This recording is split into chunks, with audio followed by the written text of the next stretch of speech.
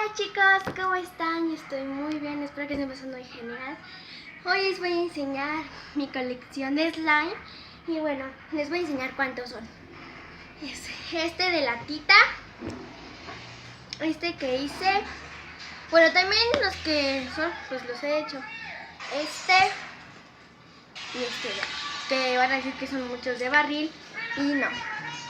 Y bueno, voy a empezar a agarrar con el no sé si parece como una lata.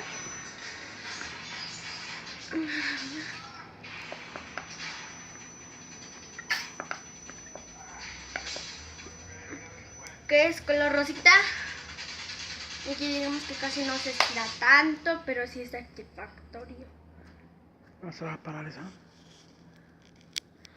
Vamos con otro.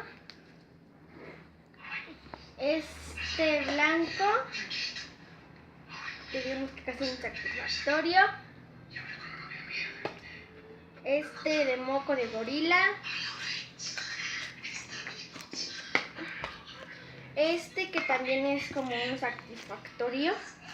Vemos que casi no, pero está muy bonito.